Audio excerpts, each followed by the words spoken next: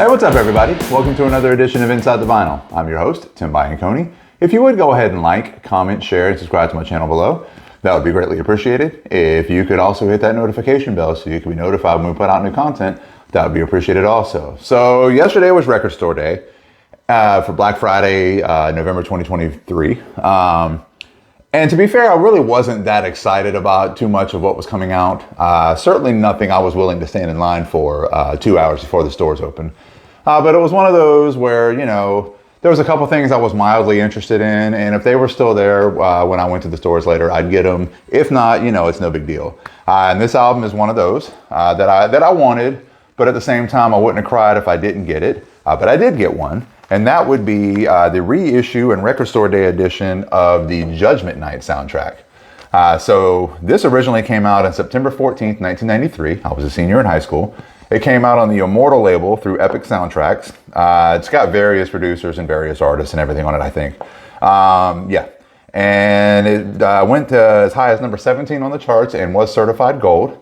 I'll be totally honest with you. I had this soundtrack when it came out and then, you know, probably traded it in at some point. And I probably haven't heard this in 28, 29 years. And I've never seen the movie. I think it's got Dennis Leary in it. I'm not really that sure. But I saw this was, you know, an RSD Black Friday release. So I thought it'd be kind of cool if I got one. Again, I wouldn't have cried if I didn't get it, but I got one. So let's go ahead and open it up. So let's see here. And again, that's no indictment or judgment on the album itself. I mean, I do remember it being kind of fun. You know, but yeah, this says RSD Black Friday Judgment Night 30th Anniversary Edition on red vinyl. Features unprecedented collaborations between illustrious hip-hop artists and rock artists. Yeah, so yeah, I mean, it's pretty much a who's who of the time. You know, I'm even looking here. No, I guess label didn't matter. I was thinking maybe there was a lot of people on like Epic-related labels, but not really. But yeah, pretty much, you know, everything that was going on in 1993 in rock and hip-hop is pretty much represented on this record and together. So that's kind of neat. So anyway, there is the front cover of Judgment Night. There is the back cover with the track listing with all the collabs, because every one of these is a rock band teaming up with a hip hop artist. So yeah, so let's go ahead and take a look and see what's inside. I don't see any kind of liner notes or anything inside. This has been happening a lot lately, and it's kind of bumming me out, to be honest with you. Because I like to read a little bit more into the album as far as, you know, other than just what it says on the back. But that being said, it's just a paper inner sleeve, no anti-static, no nothing like that. But let's go ahead and take a look. Here, we'll pull it out this way since this is side A. Let's go ahead and take a look at this red vinyl. Ooh, that's nice. I kind of like that too because it's solid. You know, it's not translucent or anything like that. It's just solid red vinyl, which I think is pretty cool. So there's side A. There's side B. All right, you know, just standard sticker in the middle with the track listing and all. Nothing too special there. Like I said, you know, and there's nothing really, you know, else going on with the packaging here, other than the fact that I apparently can't get it back in the sleeve. All right, there we go. And like I said, I've never seen the movie, and I don't remember the movie being that big of a deal. I remember the soundtrack being a big deal because of who was on it, but I feel like the movie just kind of came and went really fast. I might be completely wrong about that. I haven't checked Wikipedia to check my facts on any of that. For all I know, this could have been a $100 million movie. I have no idea. But I mean, let's take a look at, you know, who's on the back of this. I mean, it starts off with Just Another Victim, which is Helmet and House of Pain.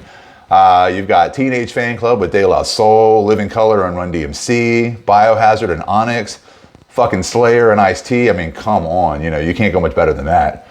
Faith No More and BOO-YAA Tribe, Sonic Youth and Cypress Hill.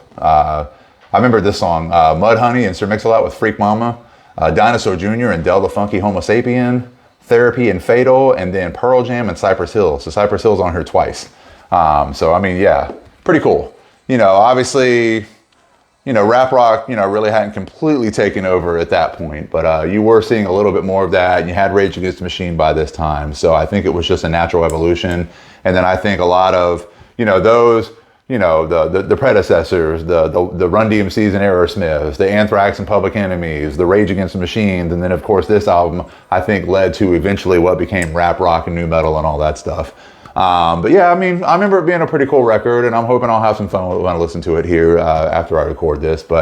And who knows, maybe I'll someday go back and watch the movie.